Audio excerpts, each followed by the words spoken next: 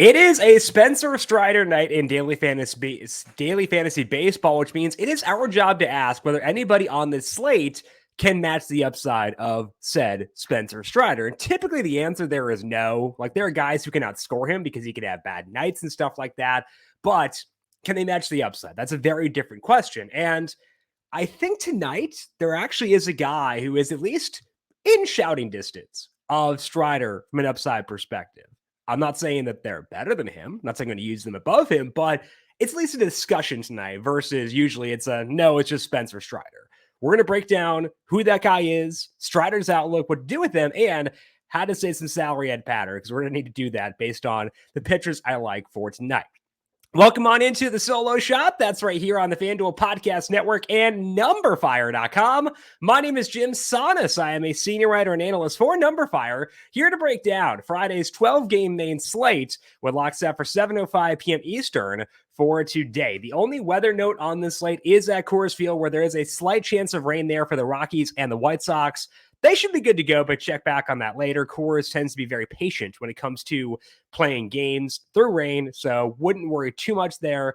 Just check back on it later on to be safe. We'll dive into Strider, the contenders for his crown, and much more here in just 1 second. But first, a reminder to make sure you're subscribed to the Numberfire Daily Fantasy Podcast feed wherever you get your podcasts. Later on today, Austin Swaim is going to break down UFC 292, a pay-per-view event. That'll be on the Numberfire Daily Fantasy Podcast feed. Also love Austin on covering the spread to talk about that from a betting perspective. So check out Austin, two separate places here today across the FanDuel Podcast Network. As for the solo shot, make sure you check us out on the FanDuel YouTube page and on FanDuel TV Plus, where to get the video version of these podcasts as well. This week's FanDuel Research free roll is now live. We're running free rolls every week on FanDuel Research to celebrate the transition and thank all of Numberfire's users for their years of loyalty. This week, the free roll is for aforementioned UFC 292. They've got 2 titles up for grabs. We got free prizes as well. Lock is on Saturday evening. To find the link and to get yourself entered,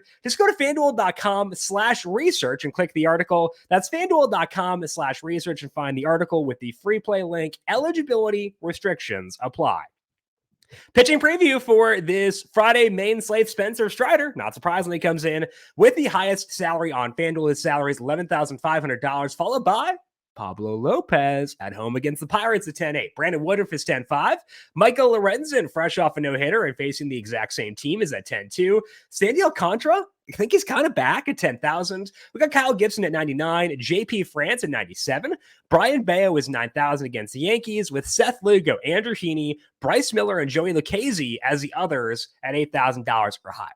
Now let's go through Strider first, because he is at home against the Giants, and they're a good offense, but they will strike out. So I do think Strider is fully at the top of the list as always. Just a question of whether or not anyone else can sniff his upside.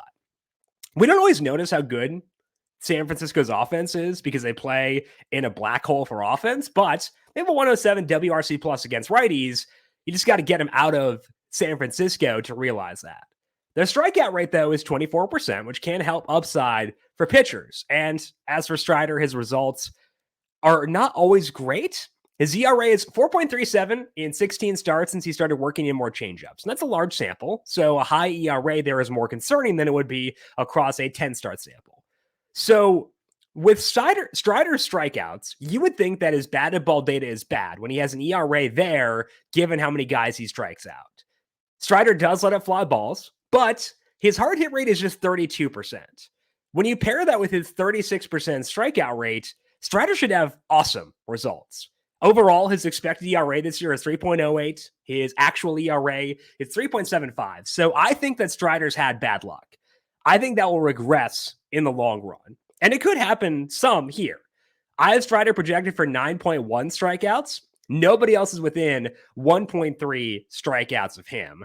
I will happily be on him for tonight. So Strider does deserve to the top, and he will be the number one guy for the night.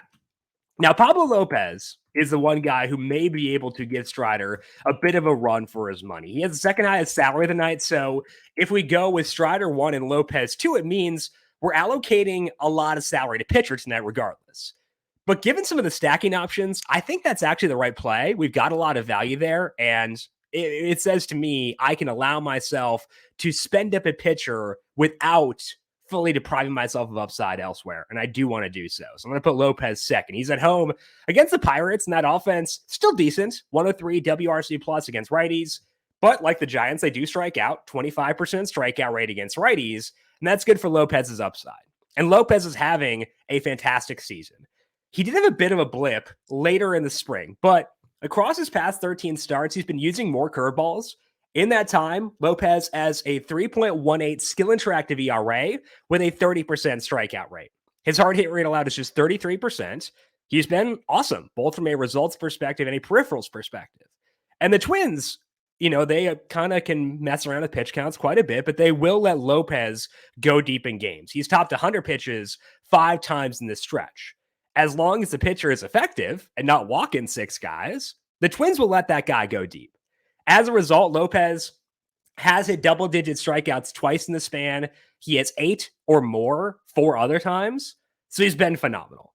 I have Lopez projected for 7.7 strikeouts tonight. That is easily second behind just Strider. So I think we should rank him there for DFS as well, even if it is a bit costly. So to me, if you're looking for a guy who can't hang with Strider's upside, that guy is Pablo Lopez. Everybody else probably not getting that job done. It really is those 2 guys followed by the rest in terms of the pitching hierarchy for tonight over on FanDuel. For a value play, I think both sides of Arizona versus San Diego could be in play there. That's Seth Lugo for the Padres facing Brandon Pfaadt for the Diamondbacks. The problem is that they just faced each other over the weekend, so familiarity is high. That does decrease my incentive to go here, and it does increase my interest in going to Strider and Lopez. I'm still going to go here favoring Lugo, but we'll talk about Pfaadt in things to watch. Lugo, I think, has been a bit underappreciated this year. Maybe this is just me not recognizing how good he's been so far this year, but his ERA is 4.16, which is not bad. His FIP is 3.94, good plate discipline stats, and he's pitching well overall. Most recently, Lugo has been using his changeup more often. It's a 9-start sample, and his skill interactive ERA is 4.15 with a 24% strikeout rate and a 4% walk rate. He used those numbers to largely hold Arizona in check over the weekend. It wasn't phenomenal, but went 5 innings, 2 runs allowed, 6 hits, 4 strikeouts. So it was a fine start. But now he's back at home. It is a repeat matchup, and we should downgrade him for that, but I do think he's at least in play. Lugo's salary is $8,800. I would rather spend up for Strider and Lopez, but I think Lugo is the top value, which tells you, I think, more about the value plays tonight than anything else. But we'll talk about Pfaadt later on as potentially being a super saver option at pitcher for tonight. Now, I mentioned that stacking allows me to feel good about spending up a pitcher, and that's because our top 2 stacks are not going to run you a whole lot in terms of the salaries allocated to them. Those 2 stacks are the Twins and the Phillies, and they combined have 0 players with salaries above $3,500. So you can stack both them while using Strider and using Lopez. We'll start the Twins who are facing Andre Jackson tonight. He is transitioning into being a starter. He wasn't lighting it up as a reliever, so I would doubt he does so as a starter. So the Twins, I think, grade out well for stacking. We saw this in Jackson's first start. He faced the Reds there, lasted 3 2/3 innings and let up 3 runs in that one. His hard hit rate allowed was 60%, and that number has been high all year long. If we look at Jackson as both a starter and a reliever, his hard hit rate allowed is 51% with a 39% fly ball rate. When Jackson was in AAA, we saw kind of the same thing because his ERA down there was 5.86. So I'm skeptical that this starting experiment pays off for Jackson. Kind of seems like it's why not? See what happens for the Pirates kind of thing. And he's facing a team with a 112 WRC plus against righties, despite the fact that Byron Buxton is still on the IL. So the Twins, to me, really fun stack for tonight, and a team that can save us a lot of salary while still getting us upside. And they've got some fun guys cooking right now. Max Kepler finally turning the good, bad, and bald numbers he's always had into home runs. Matt Wallner has played great, both in the minors and the majors. Edouard Julien hitting for more power than I thought he would. Royce Lewis is fresh off the IL. So I'm super into the Twins in this spot. Every guy I mentioned there has a salary of, I think, $2,900 or lower. Jorge Polanco is the highest salary guy at 31. He's fine too. So honestly, the Twins make it a lot easier to get to Strider and Lopez, which is what I want to do for tonight. Mentioned the Phillies are also up there. They're facing Yohan Adon, who had okay numbers in AAA, but they weren't overwhelming. And now he's facing big leaguers, and I think that does give us a green light to stack against him here. Adon made 17 starts in AAA this year. His ERA there was 4.62. It's better than what he had last year when he was in AAA, so that's great. But it's still AAA. His strikeout rate was just 21% with a 10% walk rate. He did get some ground balls, and that was kind of the one positive. We haven't seen much of him in the majors yet, but when he has been up there, his swing and strike rate is 8.1%. Again, it's better than it was last year, but it's still not where you want it to be. It is possible Adon can figure things out because he just turned 25. He's still a young guy. I just want to see it before I adjust for it. And that to me says I should stack the Phillies against him for tonight. Now, we talked earlier about Bryce Harper turning things around. That has come true. He's been fantastic recently, but let's talk about Trey Turner. Let's talk about him next. I'm not as sold on Turner turning it around, but it's getting a bit better. He's hitting for more power in August than he was before. He's striking out less as well, which means more balls in play. And more balls in play for Trey Turner means more chances for stolen bases.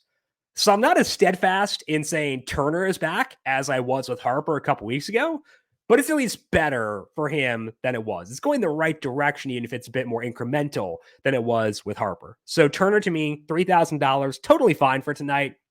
I prefer Harper at 35. We'll happily go there, but Turner becoming a play for DFS once again. Finally, the White Sox are going to Coors Field tonight. Not a huge fan of their offense in general, and that's why they're just third on this list, but I do still think they're worth a look here.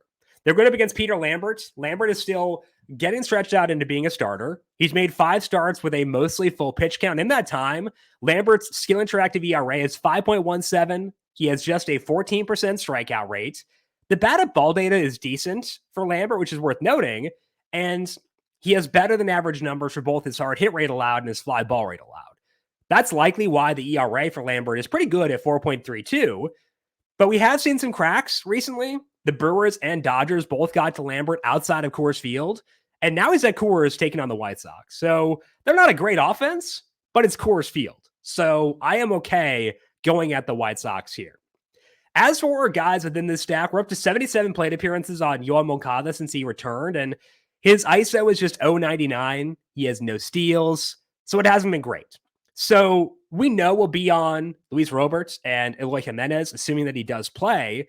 But after that, I'd probably rank Andrew Benintendi above Moncada with the way where things currently stand, because Benintendi also lacks power, but he's more willing to run. So it's a pretty thin team for stacking. Not a lot of guys who are super, super enticing, but they're still fine to check out. So the White Sox, okay stack for tonight. Number 3 for me behind the Twins and the Phillies, who I do like a lot. Things to watch for tonight.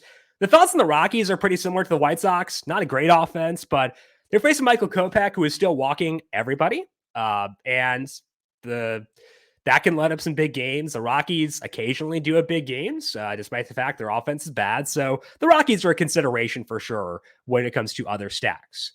I mentioned before, I don't mind Brandon Pfaadt as a pitcher. He's $6,800. He's facing the Padres, and he looked awesome against them over the weekend. 8 strikeouts across 5 2/3 innings.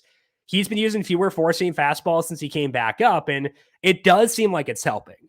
So if you want to save a bunch of salary, I think Pfaadt is probably your guy at 68. I don't think you'll need to for tonight, honestly, which is why I'm not, leaping to do that. I think the better move is spend up a pitcher, spend down a hitter, but you could go there if you wanted to with Pfaadt. Finally, Joey Lucchesi is coming back up for the Mets tonight. He was pitching okay in AAA, but not shutting people down, which is similar to what he was doing in the rotation in the majors earlier on this year. He's facing the Cardinals tonight. They can hit lefties pretty well, so I don't mind giving the Cardinals a run for stacking against Lucchesi, especially got salary to burn. Maybe some one-offs with the studs on the team could work. Let's finish up here with some dinger calls for this Friday night. The boring one, got to go Bryce Harper again, starting to hit the ball really well once again.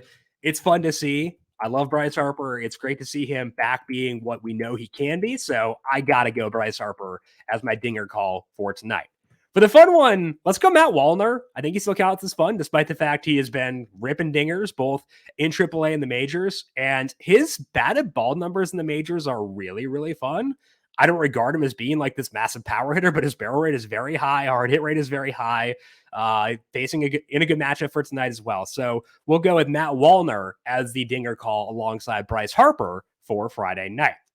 That's all we got here for today on the Solo Shop. A quick scheduling announcement beginning next week. Tom Vecchio is going to be filling in for me on Mondays and Tuesdays for the Solo Shot. I'll be with you Wednesday through Friday. So still 5 days a week for the Solo Shot, but Tom with you for 2 days. I'll be with you for 3 days on the latter half of the week. It'll be that way until the start of NFL season. So be a lot of fun. Make sure you're subscribed to get those podcasts as they go live in the Number Fire Daily Fantasy podcast feed. Also check us out on the FanDuel YouTube page and on FanDuel TV Plus. And make sure you also check out Tom on Twitter at Tom_Vecchio1. New Twitter handle for Tom at Tom_Vecchio1 to get notified as he posts those podcasts each and every day, Monday, Tuesday, and I'll be with you Wednesday through Friday. If you got any questions for me, I am on Twitter at Jim Sannes, JIMSANNES. You can also follow FanDuel Research at FanDuel Research. Want to thank you all for tuning in for today. Good luck to you with your MLB DFS lineups for tonight. We'll talk to you once again next week. Have a fantastic weekend. This has been the Solo Shot right here on the FanDuel Podcast Network.